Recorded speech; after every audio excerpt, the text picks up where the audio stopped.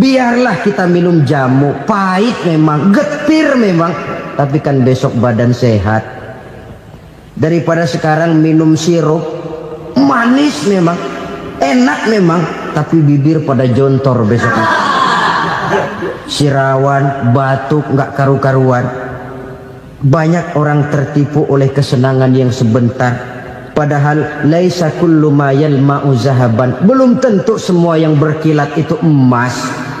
Belum tentu semua yang gemerlap itu intan. Karena itu marilah manfaatkan kesempatan yang diberikan Allah ini untuk mengumpulkan kebajikan yang sebanyak-banyaknya. Bapak-bapak, ibu-ibu, saudara-saudara kaum muslimin rahimakumullah. Murai di dahan dan koko ayam di kandang. Dunia ini penuh dengan berbagai macam kesibukan. Sejak dari petani yang turun ke ladang, pedagang yang berangkat ke pasar, pelajar yang menuju sekolah, sampai kepada pegawai yang berangkat ke kantor, seluruhnya tidak lain untuk mencari sesuatu yang bernama bahagia.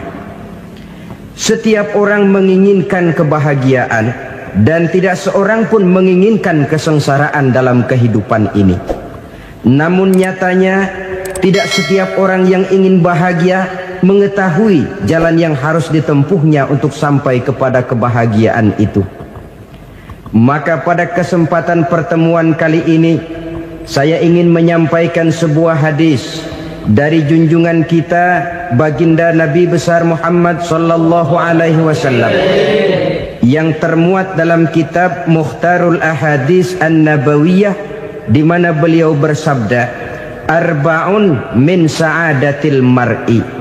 Ada 4 perkara yang merupakan tanda dari orang bahagia.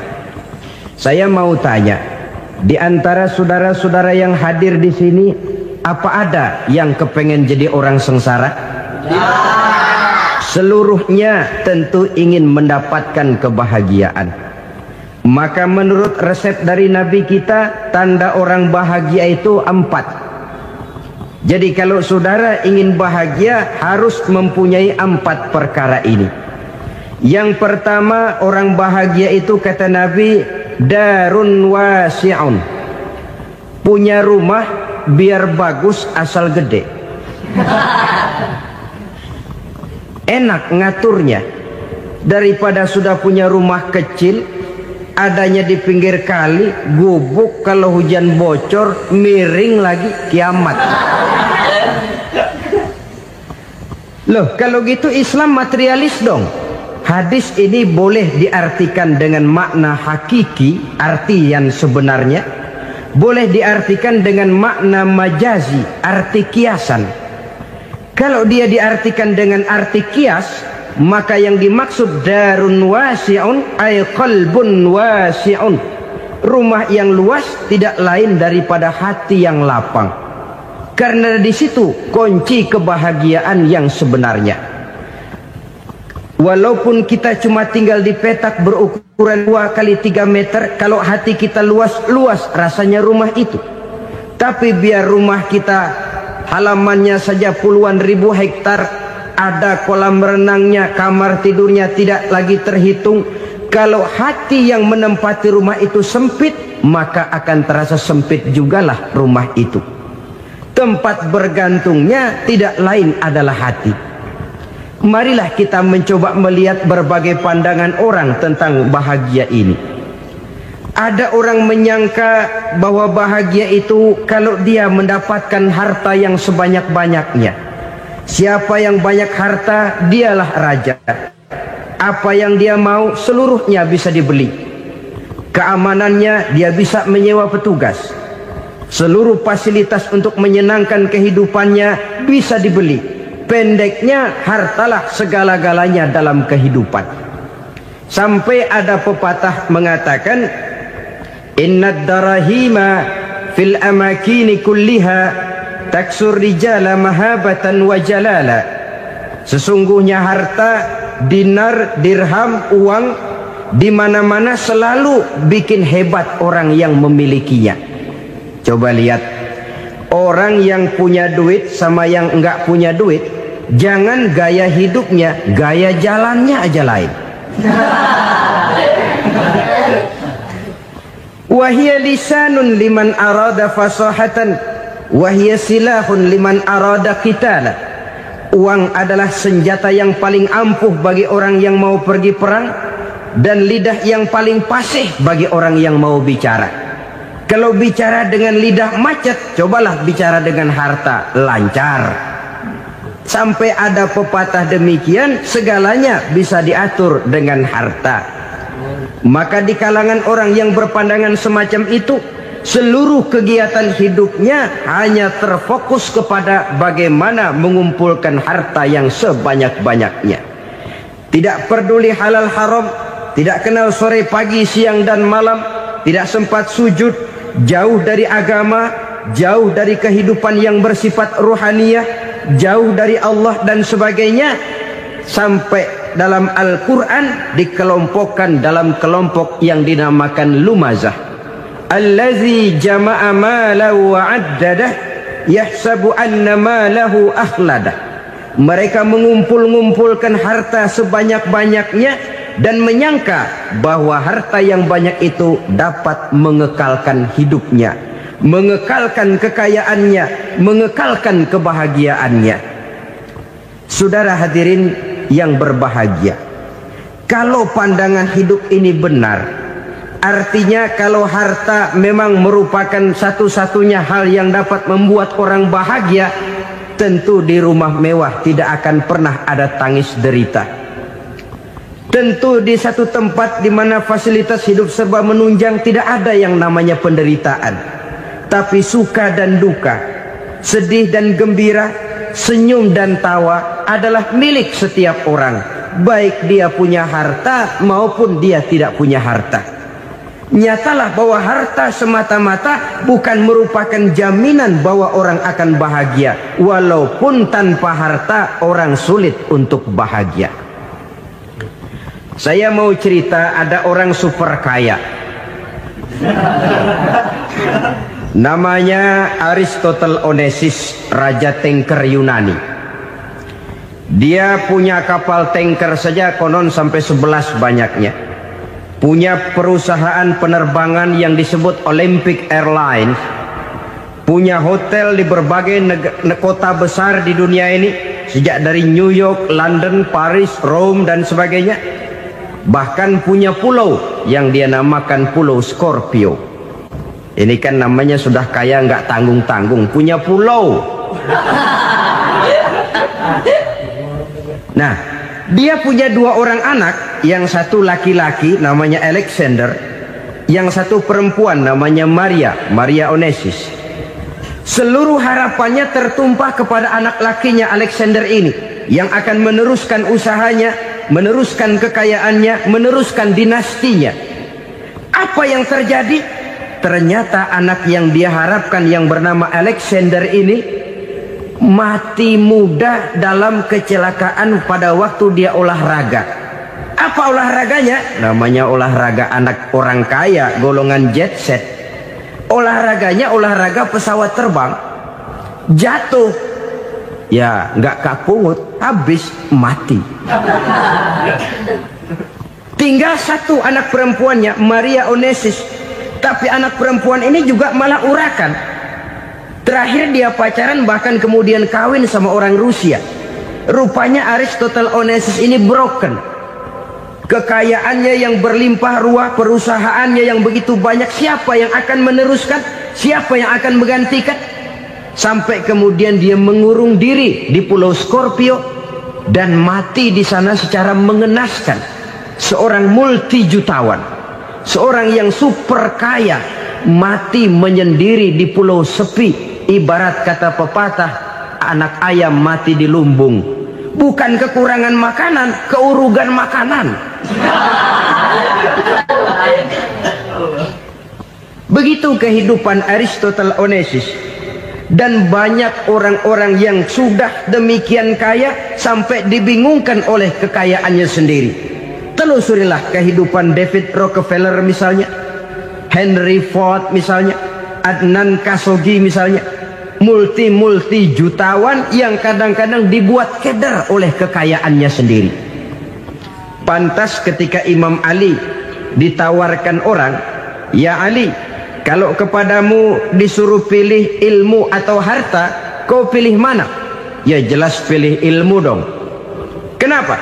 Pertama, ilmu kalau kita berikan kepada orang lain tambah. Tapi harta kalau kita berikan kepada orang lain kurang. Saudara punya uang 10.000, dibagi orang 5.000, jelas uang saudara berkurang. Tapi saudara punya ilmu diberikan kepada orang lain bisa, saudara pun makin mantap. Tidak lantas jadi bodoh karena ngajarin orang. Saudara bisa Fatihah lalu mengajarkan orang Fatihah. Orang bisa, saudara pun makin hafal. Tidak lantas setelah diajarin orang ilmunya hilang. Begitu datang dia minta orang, "Tolong ajarin saya Fatihah." Udah habis, nggak ada.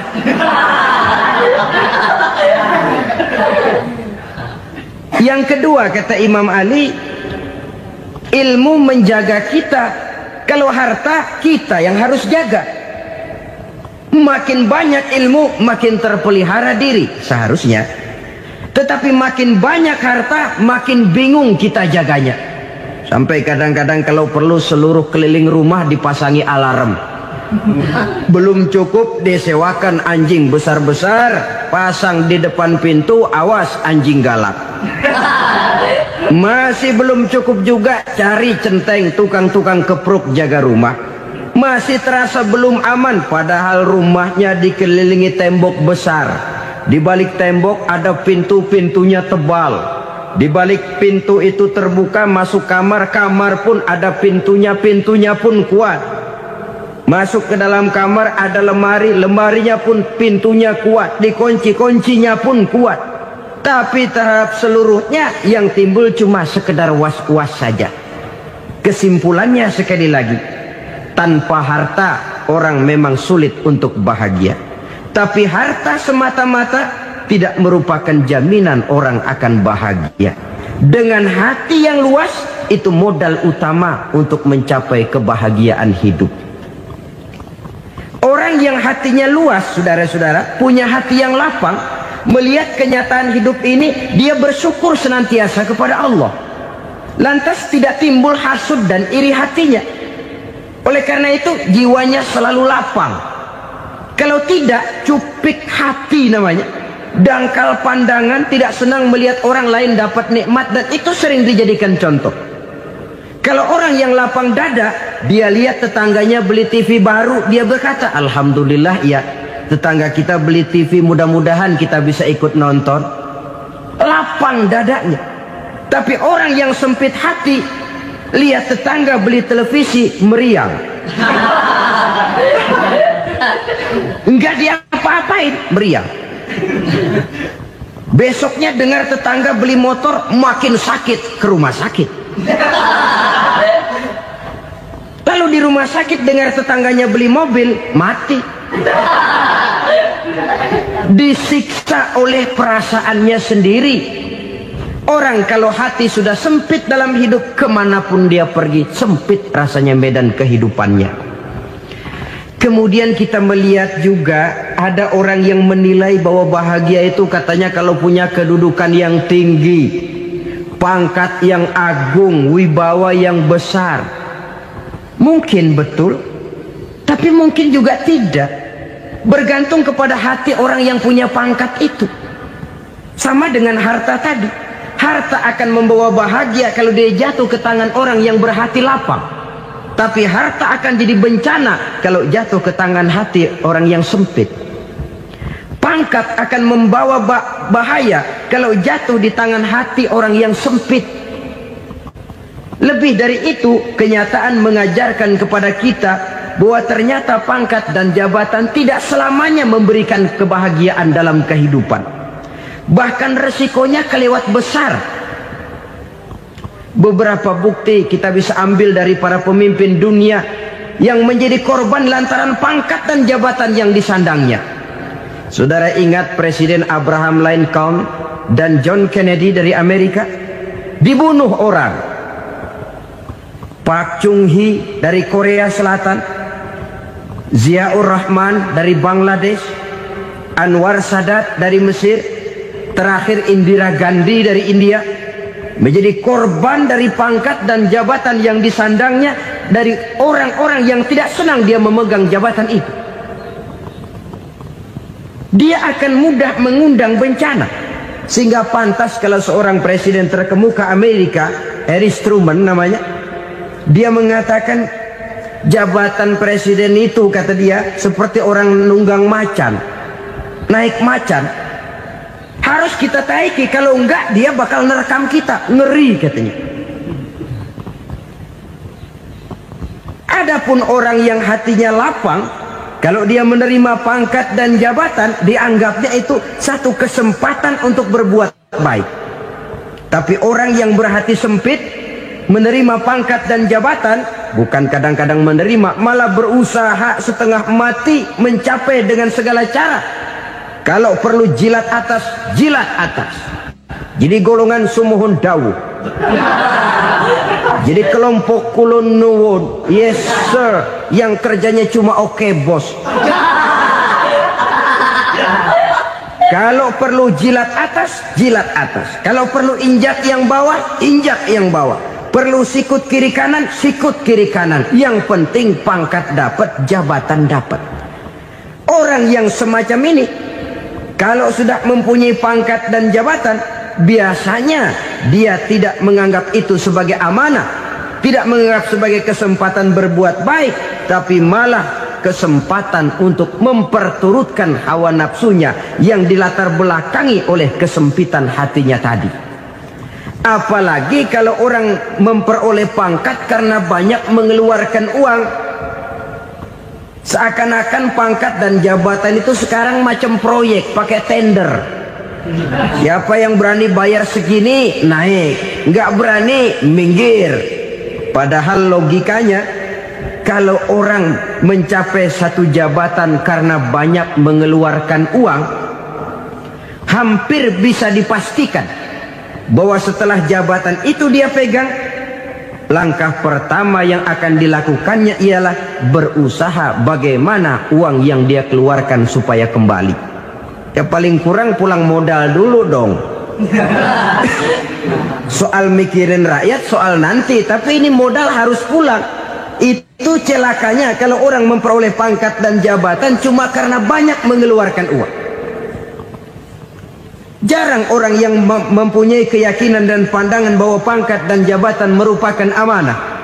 Jadi sekali lagi, pangkat dan jabatan mungkin saja membawa kebahagiaan kalau jatuh ke tangan orang yang berhati lapang. Tapi bisa jadi bencana kalau dia jatuh ke tangan orang yang mempunyai hati yang sempit. Dan lagi-lagi stresnya hati yang lapang.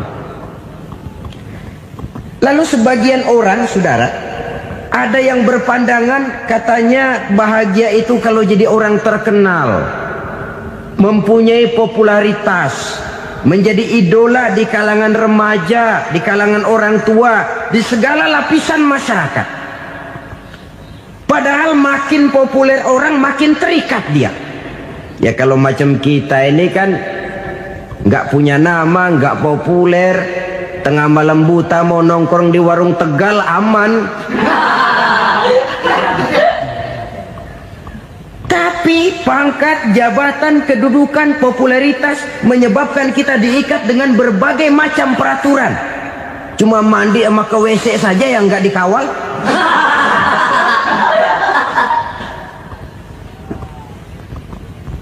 Benarkah popularitas, ketenaran membawa kebahagiaan? Mungkin, ya, tapi mungkin juga tidak. Kenapa? Banyak orang-orang populer yang mengakhiri hidupnya secara tragis. Kita ambil beberapa nama. Di Amerika tahun 60-an ada bintang seksi paling terkenal yang dijuluki sex bomb, bom seks. Sampai sekarang jadi legenda, namanya Marilyn Monroe. Singkatan double-nya itu inisialnya MM, Marilyn Monroe. Terkenal, top, Sampai dia mati tahun 62, namanya sekarang masih saja dibicarakan orang. Kenapa dia bunuh diri? Tidak punya hartakah dia? Banyak. Kurang populerkah dia? Seluruh dunia mengenalnya. Sejak rakyat kecil sampai pejabat tinggi dia punya hubungan. Kenapa? Jenuh. Dia terlahir dalam keadaan yatim. Setelah itu tidak lama dia berangkat remaja, ibunya meninggal. Pindah dari wanita asuh ke wanita asuh sampai 12 orang ibu angkatnya. Dan kekecewaan yang paling parah, setiap laki-laki yang dekat dengannya hanya seperti kapal berlabuh. Datang dan pergi silih berganti. Padahal dia merindukan seseorang yang bisa melindungi hidupnya. Dia rindukan itu dan dia tidak pernah menemukan. Itu yang akhirnya menyebabkan dia minum pil tidur kelewat dosis. Minum obat tidur kebanyakan. Ya tidur terus sampai sekarang.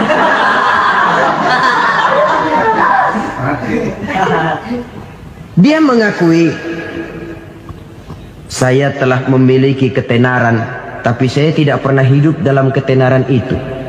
Saya pandai main sandiwara, tapi saya ingin hidup dalam alam yang real sebagaimana umumnya orang. Itu yang dia rindukan. Menyusul jejak yang namanya Marilyn Monroe ini, Billie Holiday, saudara kenal tentu. Di rumah sakit dirawat. Dia juga minum obat overdosis, mati lagi. Jimi Hendrix minum obat tidur overdosis kelewat batas, mati lagi. Lalu yang menghanyutkan diri di danau, Janis Joplin dan Brian Jones. Ini orang-orang populer, orang-orang terkemuka yang mengakhiri hidup secara tragis. Bukan karena tidak terkenal, mungkin karena sudah saking terkenalnya. Contoh paling belakangan, Bruce Lee. Wah, ini tukang-tukang kepruk tentu kenal siapa dia. Sampai sekarang pun tabir kematiannya masih merupakan misteri. Dan yang masih hidup juga menunjukkan gejala yang aneh. Michael Jackson, rumahnya di Beverly Hills itu dijaga sedemikian rupa, dan dia selalu curiga kepada setiap makanan harus steril, bersih dari segala macam kimia. Kemana dia pergi, itu tukang-tukang kepruk sudah selalu menjaga dan mengawal, dan dia seakan takut menunjukkan mukanya yang asli. Hingga kalau tampil ke tengah di luar show, dia kadang memakai pakaian yang tidak menunjukkan dia yang sebenarnya, takut dikenali orang. Ternyata popularitas sering jadi momok yang meracuni kehidupan manusia. Oleh karena itu, benarlah junjungan kita pada saat beliau mengajarkan orang akan bahagia kalau dia mempunyai hati yang lapang. Nah, sekarang masalahnya untuk mendapatkan hati yang lapang, caranya bagaimana? Kita kembali kepada konsep Quran. Allah mengajarkan, ala inna bi dzikrillahi tatmainnul qulub. Ketahuilah bahwa dengan banyak mengingat Allah, hati akan tenang, jiwa akan lapang.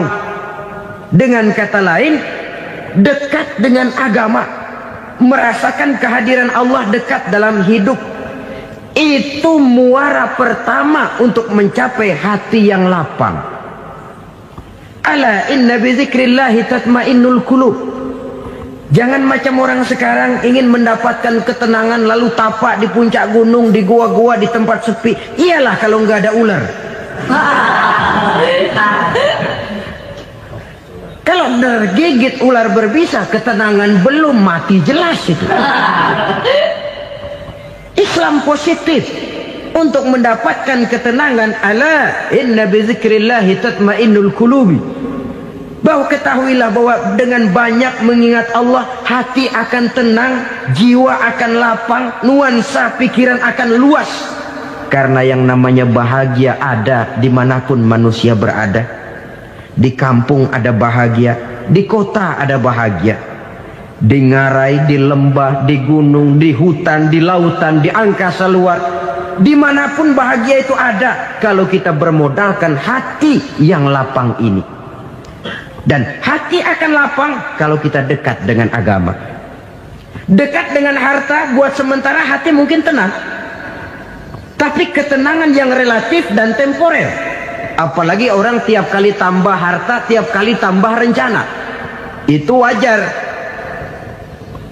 Mungkin sebelumnya saudara berpikir, kalau punya duit 5.000 enak nih. Begitu punya duit 5.000, aduh sayang kalau 10.000 aja. Tiap kali tambah harta, tiap kali lain rencana. Makin banyak rencana, makin menjauhkan kita dari yang namanya ketenangan. Padahal ketenangan merupakan unsur utama untuk mencapai bahagia.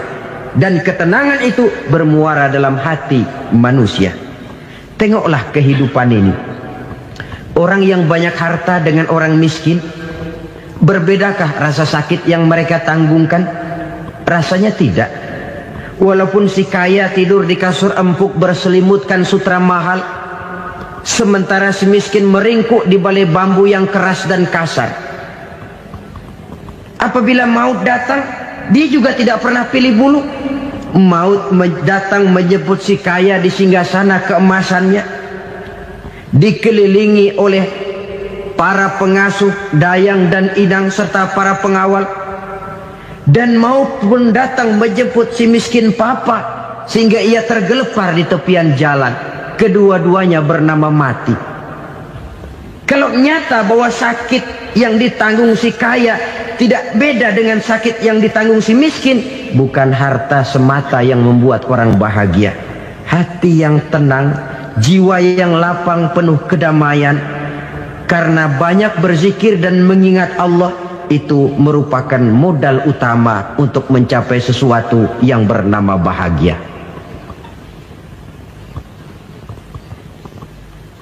Saudara hadirin yang saya hormati, inilah yang pertama dari 4 ciri yang digambarkan oleh Nabi tentang tanda-tanda orang bahagia.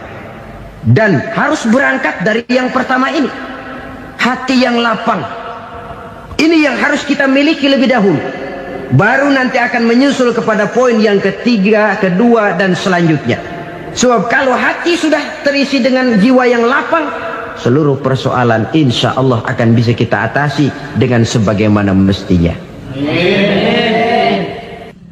Yang kedua sekarang, tanda orang bahagia menurut baginda Nabi, markabun syariah.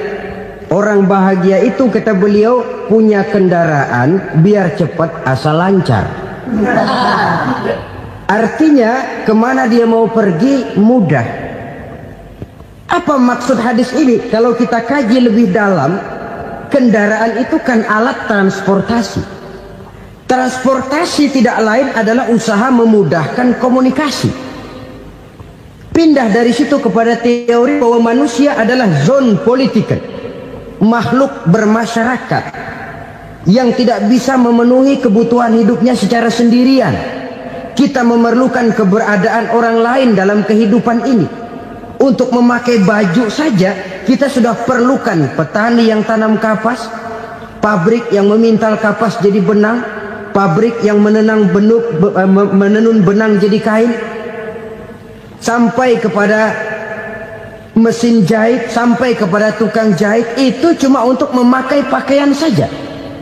Tidak seorang pun di antara kita yang sanggup memenuhi kebutuhan hidupnya secara sendiri. Kita perlu orang lain. Maka kebebasan dalam arti mutlak, kebebasan tanpa batas, itu tidak mungkin ada dalam kehidupan. Karena kita mengadakan yang disebut interaksi sosial. Setiap kegiatan kita tentu melibatkan orang lain. Menurut kita barangkali kita bebas jalan di jalan raya semaunya, tapi orang lain berkendaraan pun merasa bahwa ini ada juga jalan haknya, dan begitu selanjutnya. Oleh karena itu, maksud dari kendaraan yang cepat ini adalah khulatuhu ma'as solihin. Lingkungan pergaulannya terdiri dari orang-orang soleh. Pergaulannya luas. Kemana dia pergi ada temannya. Kesulitannya ada tempat dia cerita. Dan kesulitan kalau sudah diceritakan kepada orang lain, taruh kata orang itu tidak bisa menolong, namun menceritakannya kepada orang yang kita percayai, kan paling kurang sudah mengurangi beban jiwa, mengurangi tanggungan batin, merasa masih ada tempat kita cerita. Maka lebih baik orang awam yang mau bergaul ketimbang orang setengah alim tapi ngunci pintu. Sebab nantinya akan timbul sikap picik, cupik pandangan, dan tidak luas menghadapi kenyataan dalam kehidupan ini.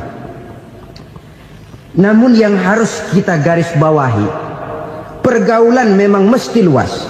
Namun jangan sekali-kali lupa bahwa pergaulan sangat besar pengaruhnya dalam ikut membentuk kepribadian manusia.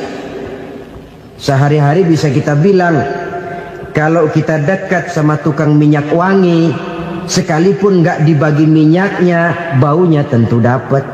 Betul? Tapi dekat sama tukang elas, walaupun nggak kena apinya, asapnya mesti kena. Kalau Syauqi mengatakan lebih jelas lagi, man asyaral asyrafa asa musyarrafan wa muasyiral anzali ghairu musyarrafin. Awalam taral jildal hakira muqabbalan bisagri lamma sara jildal mushaf. Siapa yang bergaul dengan orang mulia, dia bakal ikut menjadi mulia. Tapi siapa yang berteman dengan orang hina, dia tidak bakal ikut menjadi mulia. Tidakkah kau lihat, kata Syauqi, kulit kambing yang hina pun dicium orang ketika menjadi kantong Quran. Kulit kambing hina, kalau dia sendirian gak ada yang mau cium. Tapi begitu dia bergaul dengan Quran, menjadi kantong Quran, dipakein minyak wangi, ditaruh di tempat yang tinggi, mau diambil dicium dulu, dibawa dengan penuh hormat dan hati-hati. Kulit kambing yang hina lantaran berteman dengan Quran, numpang mujur. Tapi coba lihat kalau kulit kambing berteman dengan kayu, jadi beduk, habis. Zohor dikemplang, asar dipukul. Itu pun sedikit saja, cuma salah milih teman. Yang temannya Quran dihormati orang, yang temannya kayu lantaran jadi beduk, gelap-gelap subuh orang udah kemplangin.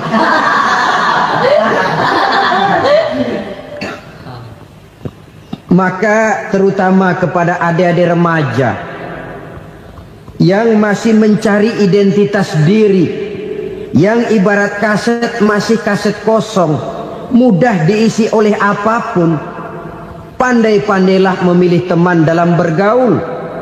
Karena banyak orang yang tadinya baik-baik, ketika terseret dalam pergaulan dengan orang yang tidak baik, kebaikannya menjadi lentur dan luntur.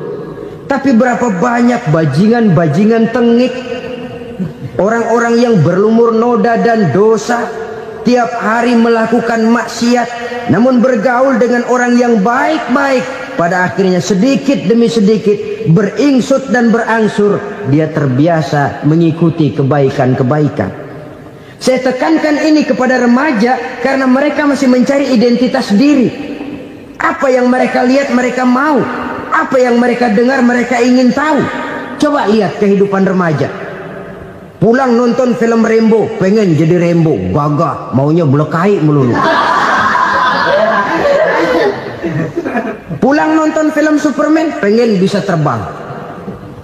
Pulang nonton India, nyanyi melulu. Wajar, mereka masih mencari identitas diri. Saya ini sebenarnya siapa? Lingkungan, pergaulan akan membentuk itu. Karena itu pandai-pandailah bergaul, karena ia sangat besar pengaruhnya dalam ikut membentuk kepribadian manusia. Apalagi sifat yang jelek lebih cepat menularnya ketimbang sifat yang baik. Sifat yang baik, watak yang soleh itu lambat sekali untuk menular. Tapi yang tidak baik, kan prosesnya mah kalau remaja biasanya mula-mula dengar. Karena dengar lalu pengen tahu. Karena pengen tahu lalu ngeliatin. Begitu ngeliatin kan pengen nyobain. Setelah nyobain ketagihan. Nah, ini prosesnya. Yang namanya ganja, morfin, narkotik, awalnya kan begitu. Mula-mula dengar katanya kalau sudah fly to the sky, Sudah melayang ke langit katanya. Disitulah puncak kebahagiaan. Mulanya cuma dengar. Karena dengar pengen tahu. Karena pengen tahu lalu ngeliat, kumpul sama orang yang suka ngeganja. Setelah ngeliat, nah pengen ngerasain. Begitu ngerasain enak juga, ketagihan. Kalau sudah ketagihan jadi penyakit kronis, bisa merembet kepada yang lain. Iya, kalau orang tuanya mampu untuk beli morfin, beli ganja. Kalau tidak kan pikirannya ngayap. Jemuran siapa ya gue sambet. Timbullah perbuatan-perbuatan negatif yang bermula dari salah pergaulan. Apalagi buat adik-adik remaja yang tinggal di kota-kota besar, yang pengaruh budaya, pengaruh kesenian, pengaruh struktur kehidupan yang nampak makin individualistis, di mana persaingan tajam, tensi ekonomi tinggi, orang mudah mengalami stres. Pandai-pandailah dalam bergaul, sekali lagi, karena ia sangat besar pengaruhnya dalam ikut membentuk kepribadian manusia. Orang bahagia punya kendaraan yang cepat, artinya punya pergaulan yang luas, dan lingkungan pergaulannya terdiri dari orang-orang yang soleh. Kemana dia pergi ada teman, kesulitannya ada tempat dia cerita. Tapi kalau sudah menyendiri, hidup sendiri, kesulitan dipikiri sendiri, bisa mati belum waktunya.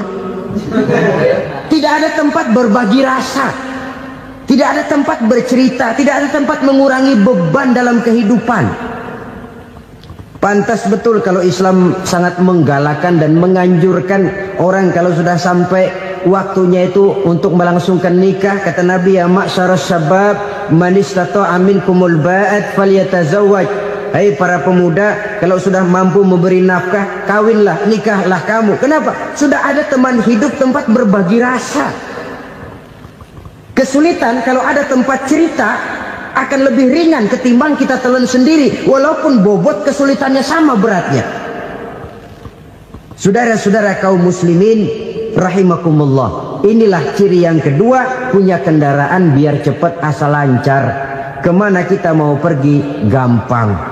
Dengan kata lain, setelah hati yang luas, pergaulan yang luas. Dua. Yang ketiga sekarang, tanda orang bahagia itu menurut Nabi, misbahun mudhi'un, punya lampu yang terang. Oh, itu enggak problem. Sekarang sudah zamannya listrik masuk desa, Pak. Lampu sudah terang semua. Betul, kalau itu yang dimaksud. Tapi tidak cuma itu. Karena lampu yang dimaksud di sini, lampu yang akan menerangi seluruh perjalanan hidup. Dan perjalanan hidup itu sudah dimulai sejak kita terlahir ke alam ini, sampai masuk ke alam barzah, kumpul di padang mahsyar, sampai ke akhirat. Lampu yang menerangi itu yang diperlukan. Kalau lampu, katakanlah yang paling top sekarang kan lampu jenis Mercury. Taruhlah itu di rumah kita, dia cuma menerangi rumah kita, menerangi hati pun tidak sanggup. Bila kita masuk ke alam barzah, alam kubur, sanggupkah si Mercury yang begitu terang menerangi alam barzah kita? Tidak sanggup lagi. Sanggupkah lampu yang ratusan watt, bahkan puluhan ribu watt menerangi kehidupan di padang mahsyar? Tidak akan sanggup lagi. Kalau demikian, yang dimaksud lampu yang terang di sini apa? Tidak lain amal soleh, kebajikan yang kita lakukan dalam hidup. Itu yang akan jadi lampu penerang. Di dunia nama kita akan terang. Jasad kita boleh hancur terkubur tanah, tapi nama kita akan dikenang orang. Begitulah kalau orang meninggalkan kebajikan dalam hidup seperti sekarang. Ribuan orang tiap saat berziarah ke kubur Imam Syafi'i, ke kubur Imam Malik, ke kubur Imam Ghazali, ke kubur orang yang baik-baik, orang yang tungguin di sana, umpama nggak sampai balik lagi kemari. Sekarang ini kan maunya otak-otakan saja, kalau nggak masuk otak nggak percaya. Padahal alam gaib itu nggak bisa diotak-otakin. Sama saja dengan saudara pernah dengar cerita kapal tanpa mas tenggelam tak? Pernah nggak? Di mana? Ya, di laut Masalembo. Begitu ketampo mas tenggelam, ratusan penumpang itu terjun ke laut, dipermainkan gelombang, berjuang menghadapi maut itu. Orang lagi timbul tenggelam di lautan, dihantam ombak, kita tengokin pakai helikopter. Pak, lagi timbul tenggelam ya? Iya, tolongin. Jangan khawatir Pak nih, saya kirim intan Pak, harganya 10 juta. Kira-kira orang yang timbul tenggelam di laut seneng nggak? Tidak. Kan mahal toh intan 10 juta. Kenapa dia nggak senang? Karena intan 10 juta dalam kondisi seperti itu tidak sanggup menyelamatkan dia. Dia akan girang kalau dikirimin ban mobil bekas, dikirimin papan terentang atau bambu. Intan yang 10 juta dia nggak girang. Ban mobil bekas yang 1000 perak, tuh pegang, itu yang dia girang betul. Inilah sebabnya Nabi berkata, mal mayyitu fi qabrihi illa kal ghariqil mutaghawwis. Orang yang meninggal di alam kuburnya seperti orang timbul tenggelam di lautan. Yantaziru da'watan min ahli, menunggu doa dari keluarganya yang masih hidup. Duh, bapak saya sudah meninggal, saya sayang benar sama dia. Kirimin kulkas ke kuburannya Itu sama saja dengan tadi orang tenggelam di lautan dikirimi intan yang harganya 10 juta, tidak sampai. Begitulah kalau kebajikan yang kita tinggalkan dalam hidup, sudah mati pun kubur kita masih diziarahi orang. Tapi kalau jahat yang kita tinggalkan, boro-boro lah orang mau doa lewat dekat kuburan kita juga serem. Tuh bajingan no, dulu mati dipendem di situ tuh.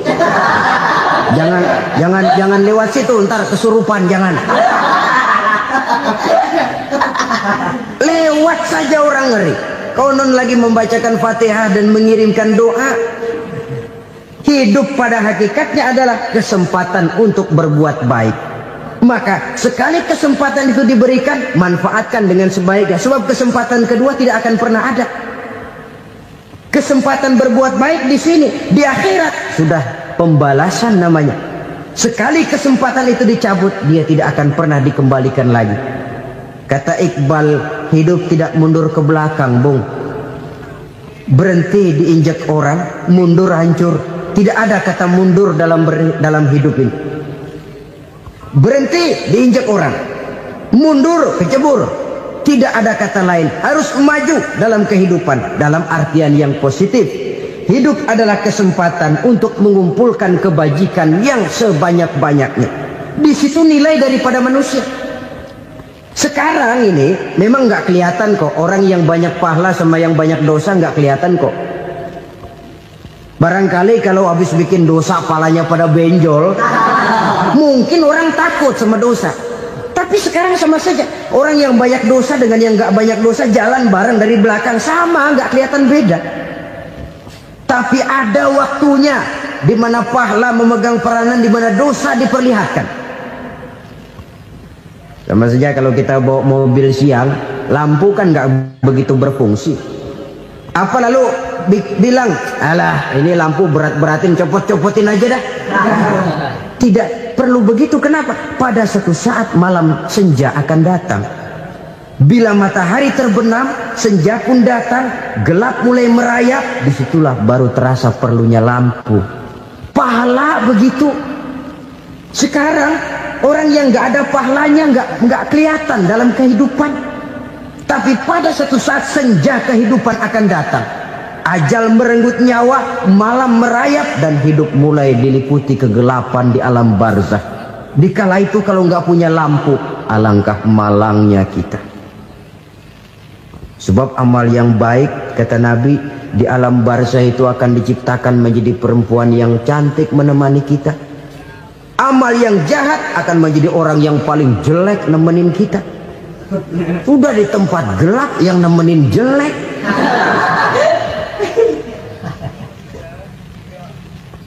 Kaum muslimin rahimakumullah.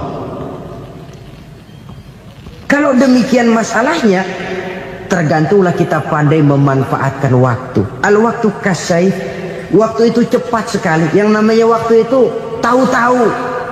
tahu-tahu udah tahun 87, tahu-tahu udah begitu, tahu-tahu yang kemarin anak-anak sekarang udah pada punya anak.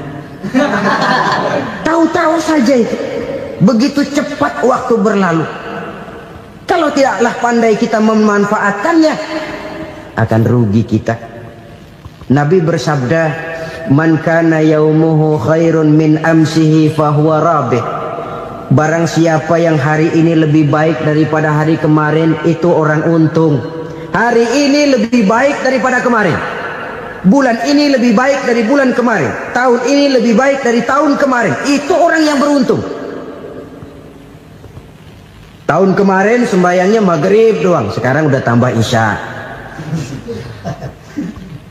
Tahun kemarin cuman Idul Fitri aja ngancem bener, sekarang udah tambah Jumat, lalu tambah lagi maghrib, tambah lagi isya, dan selanjutnya. Hari ini lebih baik daripada kemarin, itu orang yang beruntung.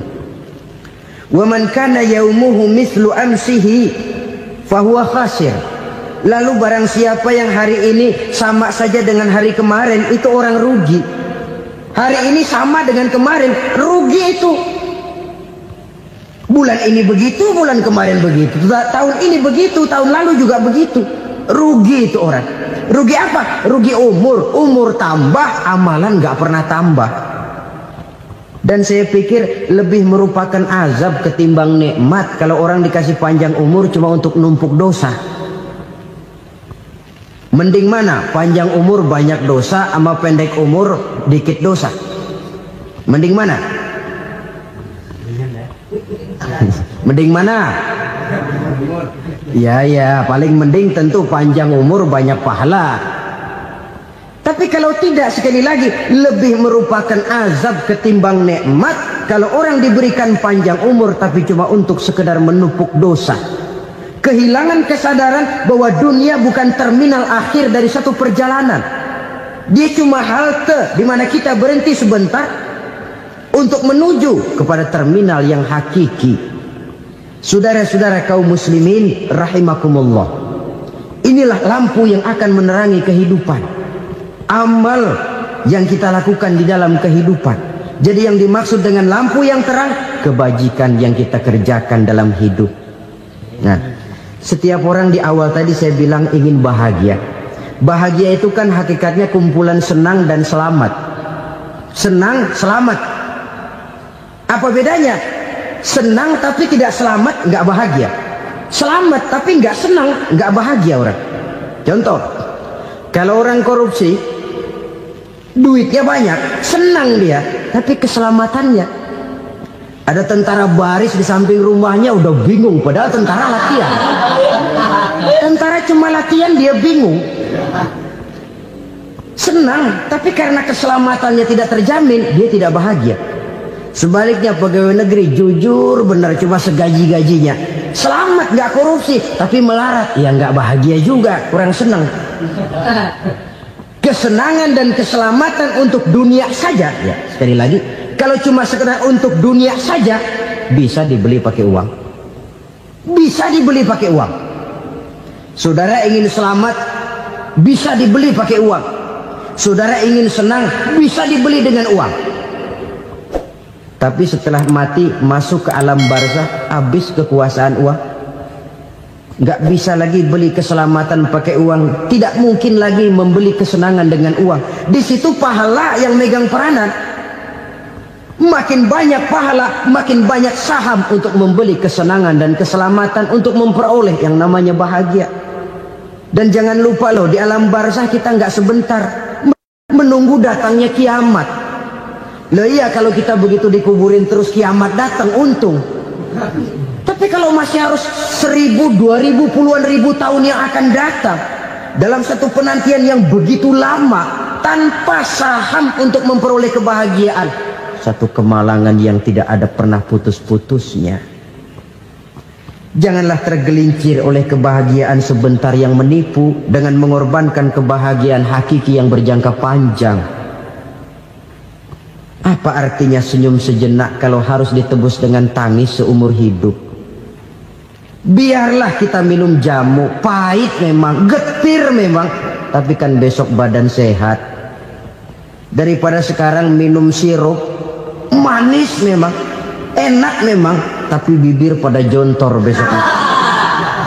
Sirawan, batuk, nggak karu-karuan. Banyak orang tertipu oleh kesenangan yang sebentar. Padahal laisa kullu ma yalma'u zahaban. Belum tentu semua yang berkilat itu emas. Belum tentu semua yang gemerlap itu intan. Karena itu, marilah manfaatkan kesempatan yang diberikan Allah ini untuk mengumpulkan kebajikan yang sebanyak-banyaknya. Yang terakhir sekarang, yang keempat, tanda orang bahagia kata Nabi. Zaujatun salihah. Orang bahagia itu tanda yang keempat kata Nabi, punya istri biar cakep asal taat. Sudah surga itu, cakep taat. Istri kayak gitu, kalau belum mati jangan dikuburin dulu. Sudah cakep taat lagi. Tapi kadang-kadang enggak, udah jelek ngadat melulu. Apa yang mau dipilih? Sebab itu Quran mengatakan istri pakaian untuk suami, suami pakaian untuk istri. Kenapa suami istri diibaratkan pakaian? Alangkah tingginya gaya bahasa Quran ini. Suami istri teman hidup, hidup perjalanan panjang.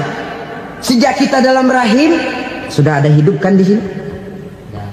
Sampai ke alam dunia, masuk ke alam barzah, kumpul di padang mahsyar, sampai menuju akhirat, itu perjalanan hidup. Carilah istri atau suami teman hidup yang membawa manfaat tidak hanya kehidupan di dunia ini, sampai di alam barzah, sampai di padang mahsyar. Suaminya mungkin meninggal lebih dulu, atau istrinya mungkin meninggal lebih dulu, tapi suami atau istri yang masih hidup berbuat kebajikan. Suami saya meninggal, ada hartanya, saya sedekahkan, niat pahala untuk almarhum suami saya. Ini teman hidup, tidak dibatasi dan tidak bisa dipisahkan oleh maut sekalipun. Zohirnya mungkin pisah, badannya mungkin pisah, tapi hatinya, jiwanya, kebersamaannya dalam menghadapi kehidupan. Karena itu, saudara-saudara, bahasa Quran indah. Suami istri diibaratkan seperti pakaian. Apa fungsi pakaian? Pertama, pakaian jadi kebanggaan. Artinya suami harus menjadi kebanggaan istri, istri harus jadi kebanggaan suami. Yang kedua, pakaian itu kan fungsinya menutup aurat. Artinya sesama suami istri harus saling menjaga kekurangan masing-masing. Jangan malah sesama suami istri saling membongkar rahasia dan aibnya sendiri-sendiri. Istrinya diceritain jeleknya di mana-mana, atau suaminya dibongkar rahasianya di pasar umum. Itu sudah tidak lagi berfungsi sebagai pakaian. Kenapa semua ini diperlukan? Karena kita menyadari bangsa yang baik terdiri dari masyarakat yang baik. Masyarakat yang baik merupakan susunan dari warga yang baik. Warga yang baik adalah terdiri dari rumah tangga yang baik. Dan rumah tangga yang baik merupakan susunan dari pribadi yang baik. Dari situ langkah dimulai. Membangun satu bangsa yang baik diawali dengan membangun rumah tangga yang baik, dengan menciptakan pribadi-pribadi yang baik. Sehingga dari sini diharapkan berkembanglah nilai-nilai kebaikan. Orang akan bahagia mempunyai istri yang soleh. Kenapa? Tidak ada seorang suami bisa sukses jadi apapun dia, apapun profesinya. Dokterkah, kiaikah, mubalikah, petanikah, pengusahakah, pejabat tinggikah, tidak ada seorang suami yang bisa sukses tanpa peran serta istrinya. Walaupun memang peranan itu tidak begitu kelihatan, tapi sangat menentukan. Karena itu, saudara hadirin yang saya hormati, Islam sangat menghargai kaum wanita, memberikan kedudukan yang tinggi sepanjang tidak mematikan kodrat kewanitaannya. Nah, Kalau sudah kesuksesan ini diawali dari rumah tangga, karier di masyarakat mudah untuk dikejar. Tapi keberantakan di rumah tangga merupakan kegagalan pertama di tempat lain. Nah, inilah saja yang dapat Al-Fakir sampaikan pada pertemuan kali ini.